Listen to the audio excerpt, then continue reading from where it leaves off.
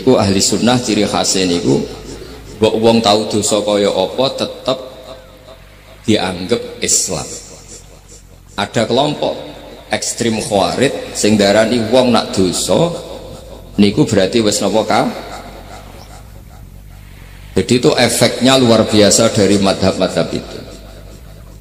Lalu kenapa madhab Abul Hasan Asadili yang kita pilih? Karena kalau orang Islam kamu kafirkan, niku buatan ketemu, cara akal ini buatan ketemu. Cara berpikir kita, masyhur Abul Hasan Asadili ngendikan, wong iku nak kafir mulai cilik nganti 70 tahun. Kalau baleni malih, tiang kafir cilik ngantos 70 tahun. Itu kan menjadi mukmin itu hanya dengan melafadzkan apa? Syahadat la ilaha illallah Muhammadur Rasulullah. Niku hadhil kalimah satu ini.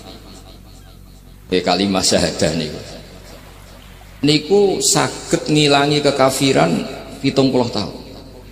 Artinya kalimat ini adalah kalimatun dakhala fihal kafiru al-islam atau kalimatun sara bihal kafiru musliman.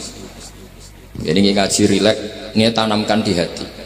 Ini adalah kalimat yang orang kafir saja menjadi muslim, hanya sekali dilafadzkan. Masa lalu dengan kalimat yang sama tiang muslim menjadi kafir. Ini membuatkan ketemu akal. Makanya madhab takfiri, madhab gampang mengkafirkan orang itu jelas madhab yang enggak ada rujukannya sama sekali, enggak ada pegangan ilmiahnya sama. Wong kafir wae dadi Islam, mosok wong Islam dadi kafir. Mau perkara tahlilan ning kuburan. Gara-gara tahlilane nyekel patok dianggap napa? Mergo dianggap jaluk napa? Jaluk bae, jaluk. Lane dawuh Said Muhammad masyhur itu diterjemah di seluruh bahasa di dunia. Wong-wong sing ngafirno iku mbok yo sekali-kali nginceng. Nginceng iku ngrungokno. Lho kula nu sampean tahlil iku yo ora seneng. Kadang sing tahlil yo rada kurang ajar. Kula niku ben nak mati, nak sing tahlil nang Jepun ora seneng. Mergo yo rada sombong lah wong tahlil iku yo kadang rada sombong. Misale ngaten, kula kiyaine jenengan. Dongane ngene, ya Allah, ini guru saya. Ingkana muhsinan fazid fi ihsani. Kalau dia baik, itu ya tambahlah kebaikannya. Mosok murid muni gurune baik itu kalau itu kan ngenyak uang. Ini soleh-soleh permanen dianggap nopo. Jadi dungane itu ngeper ingkana muhsinan fazid fisa. Wa ingkana musian fatajawasan. Misalnya kalau dia orang buruk, kalau beliau orang buruk yang kau maaf. Maka orang-orang di luar sana yang mengatakan andekan tahlil itu baik pasti dilakukan sahabat, itu logika yang keliru. Sahabat gak mungkin kan nahlili kanjeng Nabi ngendikan ingkana musinan sido kafir ngoten ki mboten. Lah wong kanjeng Nabi kok apike di ngendikano ingkana ini kok kafir. Wong Nabi kok ingkana andeng. Saiki pertanyaannya gini, kita sebagai kiai, sebagai guru iku murid nak tahlil ya rada kurang ajar sithik. Wong gurune kok diomongno ingkana musinan ambek ingkana musi. Nah pertanyaannya gini, lepas dari rodok kurang ajar lah dalam tahlil itu rodok kurang ajar karena nyebut guru ora kode kana musinan tapi ingkana musinan. Maksudnya kalau sampean sebagai murid kan punya apa? Kode kana musinan. Guru saya benar-benar orang baik, bukan ingkana andekan orang baik. Tapi ada satu kepastian bahwa ini tidak minta sama mayit. Jadi tujuan kalau kita minta mayat itu salah sama sekali. Wong kita datang ke kuburan malah memintakan ampunan untuk mayit. Kok iso darani njaluk iku piye? Ya mergo mau didelok kok adoh, ketoke ngatong ya berarti njaluk. Lah ya wong fatwa kok mau berdasar inceng-incengan kok adoh niku. Niku ora jelas ya fatwa. Paham gitu. Terus jenengan kudu yakin, enul yakin bahwa mazhab kita itu yang benar bahwa tahlilan di kuburan tidak kafir karena tidak minta ke mayit malah memintakan untuk mayit atau memintakan ampunan untuk mayit. Cuma redaksi sing rondok-rondok ngoten niku dikurangi. Nah kangge guru niku nggih dikurangi lah. Ya Allah jenengan Maha Pengampun, kula suwun guru kula jenengan ampuni. Jadi ampun ngangge donga sing teng salat mayit. Nah, sholat mayit itu kan memang ada sanatnya, memang semua bentuknya seperti itu. Tapi nak kuburan, kalau betul nanti itu ngotong Mbah Mun ngoten, ya Allah ini guru saya, engkau anugerahkan beberapa ilmu, beberapa amal yang manfaat untuk orang banyak. Kalau suwun jenengan tahu, jenengan dat sing maha pengampun, jenengan ampuni. Tapi betul ngangge ingkana ini, angen-angen muga aku jadi kiai ini tersinggung. Murid orang ajar, kok darani gurune apik ku andekan. Tapi berhubung ra paham ya alhamdulillah ya tahlil yang wali songo ya banter-banter nganggo mik. Lah sing kene paham ya rada risi. Piye? Wali songo darani ingkana iku piye? Wah. Dadi niku mareni, lan kula suwun nak tahlil nyewa kiai sing alim ben rada bener, rada bener. Tapi ampun nyewa kula mboten purun. Kalau nu gak ada pondok, jadi saya masyhur susah diundang orang kecuali yang ada hubungan guru, hubungan sarang. Karena beliau lama sekali ngajar di MGS. Gus Maksum itu lama ngajar di MGS. Jadi saya itu hanya datang di orang-orang yang pernah khidmah di sarang, terus yang pernah keluarga sepuh. Saya datang ke Jakarta ke Pak Quraisy Shihab itu ya karena Pak Quraisy itu lama sekali bikin diskusi tafsir. Akhirnya saya termasuk pengajar di pondok. Jadi faktornya ya hanya karena itu, bukan yang lain. Terus kalau suwun jenengan kedah yakin kalau faham takfiri yang memudahkan mengkafirkan orang lain itu faham yang salah, karena itu bahaya. Terus bahaya kedua secara fikih. Secara fikih itu nanti repot. Kalau nanti di salah satu seminar itu sudah mau zuhur, ketemu satu narasumber yang gampang mengkafirkan orang, itu separuh masjid, kebetulan mereka banyak yang bisa ngaji itu terus gak sholat zuhur, tanya sama mereka, lu kok gak sholat zuhur, ini sudah masuk waktu, kan sholat hanya wajib untuk orang muslim, kita akan kafir.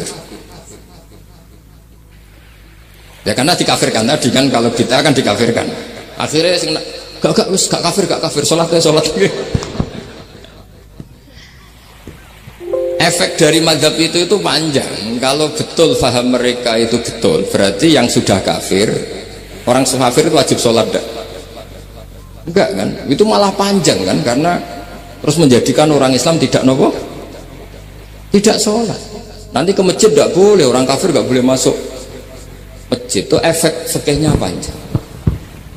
Jadi kalau suwun mazhab Abil Hasan Asyadili itu dipegang. Nah, itu madhab beliau itu implementasinya di tentang kitab Hikam, karena Hikam itu putu murid yang paling bisa mengimplementasikan, menjelaskan cara pandang madhab Abul Hasan Asyadili sing dados thariqah Syadzili. Terus ketiga itu cara pandang itu detail itu jelimet, mesti sampean ora kepikiran. Misalnya begini, ketika ada orang salah jenengan marah, itu sebenarnya karena salahnya apa karena hal yang lain? Normalnya orang itu berpikir karena salahnya, itu keliru cara madhab Hasan Asyadili. Pasti kamu marah itu karena ada hal lain. Misalnya kayak pembantu elek keriting mecahno gelas, mesti langsung gua ngamuk. Alasannya mecahno gelas. Tapi nek sing mecahno wong ayu, kowe iso ngamuk. Kowe iso ngamuk wong ayu. Mecahno gelas lah. Kok gelas lemari rasa gelas. Sama, kamu janjian sama orang, wongnya nyulayani janji, mesti mbok maki-maki. Katanya jam 10 kok udah datang gini-gini. Nah, tapi kalau yang terlambat itu wong sing ngutangi kowe iso ngamuk orang sing ngutangi kowe. Atau sing terlambat itu komandannya, atasan kamu, atau kiainya. Artinya gini, ketika kamu marah atas nama terlambat, itu sebetulnya karena terlambat atau karena hal lain. Nah, maksiat juga gitu. Cara pikirannya Abul Hasan Asyadili, ketika kowe roh misalnya cawe itu maco naik ninja atau apa, mesti kowe darani wah seluput suwuk. Tapi nak dikadani, niku putune jenengan. Mesti langsung ya Allah jenengan sepunten. Jadi sebenarnya kita kebencian sama orang lain itu karena kebetulan itu tidak keluarga kita. Coba kalau itu keluarga, pasti kita mikir ulang. Kowe gedeng mau ngerasolat, Mesti sebabnya dua, satu tidak sholat, dua kebetulan itu tidak anak kamu. Kalau itu anak kamu, kamu pasti istighfar berhari-hari untuk dimaafkan Allah, bukan maksud no. Tapi kalau orang lain gue, pertanyaannya sebetulnya kamu benci itu karena tidak sholatnya apa karena plus dia tidak anak kamu? Nah itu pikirannya Abdul Hasan apa?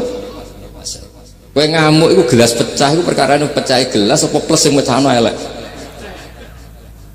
Nah itu pecundang kita, itu cara pikiran Abdul Hasan. Kita ini pecundang, pecundang itu nggak fair, apa? Betul fair. Nah itu terus beliau diantaranya punya cerita Nabi Ibrahim itu pernah diangkat ke Allah di alam malakut. Di alam malakut kemudian ini ada di kitab Hikam juz 2 halaman 4 yang di bab ini yang saya baca. Ini cerita terakhir nih pun bantu pun sampai tak ngaji suwi-suwi ora mesti paham aduk sediluk. Nak sediluk kan dia alasan kenapa ora paham salah Gus Pak ngulangi sediluk. Lah nak suwi sampean ora paham malah ribet kan diulang suwi ora paham goblok tenan berarti kan gitu. Nah ini untuk menjaga harkat dan martabat niku ngajine sediluk mawon dan takoki malaikat kenapa ora paham salah Gus Pak ngajine sediluk. Jadi duwe napa alibi lah gak ada napa pembelaan. Nabi Ibrahim itu diangkat di alam malakut karena beliau seorang nabi melihat orang maksiat ditanya sama Allah, ya Allah itu orang-orang maksiat itu makan dari rizkimu, menempati bumimu dan semua fasilitas engkau bikin. Lalu menurut kamu gimana Ibrahim? Ya bunuh saja, matikan saja. Sama Allah dituruti. Melihat lagi ada maksiat yang berbeda, selalu Nabi Ibrahim usul itu dimatikan. Jadi Ibrahim pernah jadi garis keras lah kira-kira, keras sekali. Lalu suatu saat Nabi Ibrahim itu disuruh nyembelih Ismail. Disuruh nyembelih apa? Baru disuruh nyembelih Ismail, Nabi Ibrahim tanya, ini anak saya ya Allah, ini samratu fuadi, ini buah hati saya, kenapa engkau nyuruh menyembelih? Cara ngetikane pangeran, apa kamu tidak ingat ketika tak angkat di alam malakut beberapa hambaku kamu usul supaya tak bunuh? Cara Jawane, cara Jepone kuwi ora rasane dadi aku. Aku iku pangeran sing gawe aku enak kowe usul-usul kon mateni. Saiki gendenan, saiki anakmu sembelih. Rumang sama udah di pangeran gak sayang kok. Kowe tak dadekno nabi ku kon dakwah ora kon mateni. Nabi Ibrahim nangis. Nah inilah perbandingan bagi kita. Sebenarnya saat kita benci maksiat itu sebetulnya di hati kita itu tidak hanya maksiat, kita ada dak fairnya, plus itu dak orang yang terkait dengan kita. Jika misalnya mau wangkel, penyanyi sempie itu mau wangkel, suatu saat penyanyi gue aku, masa gue gelem dadi bojomu, hilang mangkelmu kan? Jadi pecundang, kita ini sebetulnya pecundang. Nah, syukur-syukur memang makom kamu sudah tinggi, memang benar-benar benci karena maksiat, paribasane wayu gelembok rapi tetap mangkel. Tapi saya tidak yakin soleh-soleh seperti ini imannya sampai seperti itu tidak yakin. Dan saya kalau yakin begitu berarti keyakinan salah itu salah dan bodoh itu, karena itu nggak terbukti. Makanya ini kitab baru kalian kitab hikam, karena ini acara ngaji hikam kula waos sedikit mawon kula waos ini jawabannya Nabi Ibrahim ketika disuruh nyembelih Ismail tengah halaman 4 juz 2. Allahumma hadza waladi wa samratu fuadi wa ahabbun nasi ilayya fasami aqailan yaqul ama tazkurul lailah allati sa'alta fiha ihlaka abdi awama ta'lamu anni rahimun bi ibadi kama anta syaqiqun bi waladi. Jadi Ibrahim anak kamu sembelih.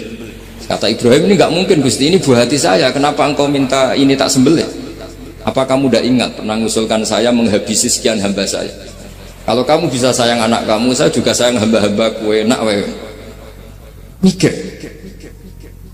Jadi makanya kalau suwon kita ini hidup harus insaf. Nak kira dia duit, itu yo mangkal tenan loro tenan. Bojomu mbok kon sabar pas kue ra ngekeki duit, itu yo ora fair. Wis ben-ben ngamuk. Satu kelihatan cerdas, memang kondisi nggak punya uang itu harus ditanggapi dengan marah, masa diapresiasi. Pinter mas gue saya sudah wong zuhud.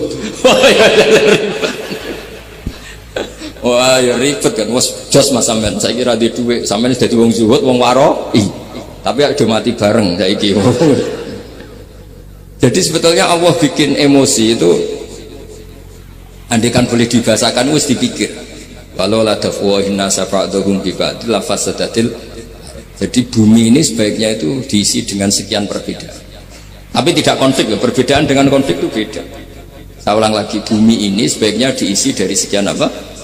Perbedaan, karena justru itu bagus. Saya itu berkali-kali bilang, andaikan tidak ada pikiran kedua, ini dunia ini sudah rusak. Harus ada pikiran kedua. Misalnya ono wong kok terlalu apik mbek kanca, mesti bojone sampet. Wong gak men ngopi mbek kancane ra tau ngapi mbek bojone. Tapi kalau ngopi mbek bojone terus, mesti kancane sing sampet. Wah, jok rabi lali kanca. Ribet. Manusa itu ribet. Kados kula dugi mriki ini hormat Gus Maksum. Nggih mungkin tok ganjaran. Tapi untuk dosa sidik-sidik tinggal pondok. Jadi ya sudah. Ya mau tidak mau, karena memang hidup itu tidak banyak pilihan. Ada orang sering ibadah di masjid, sholat itu ya bagus. Tapi dia pasti tidak baik dalam sistem sosial. Umpama wong soleh kabeh ning masjid, itu donya akeh sing mati. Karena tidak ada tim SAR paling murah. Loh iya kan, wong kecelakaan itu penolong pertama itu orang yang di masjid apa sing tukang dalan-dalan. Artinya sing nang masjid iktikaf mesti ra duwe ganjaran nulung wong kecelakaan. Artinya ada kebaikan yang pasti nggak bisa dilakukan orang yang sedang di masjid. Andekan yang di jalan tuh orang-orang soleh itu wah dunya sebaldatun thayyibatu warabun ghafur. Loh ya betul, Nabi pernah ditanya sahabat, ya Rasulullah kita ini senengane ngegeng di jalan. Kata Nabi, ya sudah gak apa-apa, asal aktut torek haqqoha, ya kamu memberi haknya jalan. Apa itu? Amar ma'ruf nahi mungkar. Maksudnya nahi mungkar gini, misalnya di bus itu ada orang soleh mayoritas, itu sing nyopet ya wedi, mergo mesti ditabuki wong akeh. Kalau yang di perapatan wong soleh kabeh, sing beda itu ya isin, mergo sing perapatan wong soleh kabeh. Masalah iki ra soleh kabeh, mari ribet kan gak soleh kabeh. Jadi sebetulnya Indonesia itu aman kalau yang di jalan itu soleh semua, karena perempuan lewat gak diganggu, ada copet gak berani, semuanya aman. Maka di Islam itu menyebut kebaikan itu jumlahnya banyak sekali. Tidak bisa kamu wah hebat-hebat wong sing nang masjid terus, tidak bisa seperti itu. Andai kan semua orang di masjid, nah ono kecelakaan pertama yang nolong siapa? Nah ono wong golek alamat tuh takok sapa kabeh ning jero masjid. Ribet kan? Nah, makanya ini Quran bikin aturan wala taq'udu bi kulli siratin tu'iduna wa tasudduna an sabilillah. Yang nggak boleh itu duduk di jalan sambil mengganggu atau mengancam hal-hal yang baik. Tapi kalau duduk di jalan justru membantu hal-hal yang baik, maka ini disyariatkan oleh Jadi ini kita harus mulai mikir ya. Jadi walhasil ngendikane kitab hikam, bayangkan yang maksiat itu anak kamu, istri kamu. Pilihan kamu itu memaafkan dan minta dimaafkan oleh Allah. Tapi ketika orang lain kamu minta supaya dilaknati Allah, ini tidak fair. Jika kita diajari guru-guru kalau minta ampun ifirli wali walidayya wali jami'il muslimina wal muslimat, masih dikata wali jami'il muslimina al muslimat wal mu'minina wal mu'minat. Itu filosofi yang luar biasa, kata jami' semuanya ya Allah engkau maafkan. Bukan keluarga saya tok, siapapun yang berkontribusi terhadap Islam ini engkau maafkan. Begitu juga di muqaddimah khutbah kula suwun harus ditradisikan wala alihi wa sahbihi ajmain. Kata ajmain ini kata pembeda. Mungkin orang baca hanya rutin, tapi kita yang nekuni ilmu, ajmain ini kata kunci. Fa inna ahla syiah akramu sahabiyan wa ahanu sahabiyan akhar. Jadi tradisi madhab syiah itu apa? Ada sahabat yang begitu dimulia-muliakan berlebihan kayak Sayyidina Ali, dan ada yang dihinakan kayak Abu Bakar dan lalu pembedanya dengan ahli sunnah apa? Kita menghormati sahabat wa sahbihi ajma'in. Jadi hadhil kalimah kalimatun fariqah. Ini kalimah pembeda. Jadi ajma'in buatan kalimah rutin terus ono jimati ono kasiate ini buatan. Kita maklumatkan ke seluruh dunia bahwa madhab ahli sunnah ditandai dengan wa ala alihi wa sahbihi ajma'in. Ane dawe Basim wa nukrimu ahlal bait wa nukrimu jami'a ashab Rasulillah sallallahu alaihi wasallam. Wa nukrimu jami'a ashabi Rasulillah sallallahu alaihi wasallam. Ciri utama mazhab Ahlussunnah apa? Menghormati keluarganya Nabi dan menghormati seluruh, ada kalimat apa? Seluruh sahabat. Jadi kata ajma'in itu kalimatun fariqah atau kalimatul fasl. Kalimat yang membedakan mana madhab Syiah dan madhab Ahlussunnah apa? Itu kalau jenengan ngaji teng Gus Maksum napa teng Kiai Haji Maksum, di antara madhabnya Nabi Ibrahim yang diceritakan Abdul Hasan apa? Asyadili, kebencian kepada maksiat, kita semua pasti benci maksiat. Tapi gak fair kan, yang satu kamu laknati, yang satu kamu doakan. Ujung-ujungnya apa? Ada unsur hadun nafsi. Kalau yang terkait dengan jenengan mbok dongakno di sepuro, nah yang gak ada terkait mbok pasutno. Ini kan gak fair, padahal sama-sama apa? Maksiat. Kalau suwun polemik tentang ketentuan gimana hukumnya ziarah kubur, ya hukumnya baik. Karena mendoakan atau memintakan ampun untuk yang mati, bukan meminta sama yang mati. Udah bisa Muhammad kena arah percaya rukokno wong didelok kok ado pancen yo ngeri kan. Patok itu pusat. Bariku ndonga, delok kok ado kan njaluk kuburan, padahal mayite ngeluh. Ngeluhe perkara mau, kadang nek sing kiai ini rapati iso ngaji wamen ingkana. Wali kok darani napa? Ya Allah, jika mayit ini, andaikan mayit ini baik, maka, dan andaikan tidak, lu cara kowe dadi mayit. Bocah ora jelas sih. Mayit, ya makanya ini cobalah kalau sholat jenazah tidak apa-apa doa itu, karena sanatnya seperti itu. Kalau doa guru ya diatur-atur yang baik lah, langsung mawon ya ghafiratunu wal khotiat gini-gini, saya mohon beliau amal baiknya jangan terima, amal buruknya jangan ampuni, karena guru juga manusia tidak nabi. Boten terus apa pakai apa ingkar.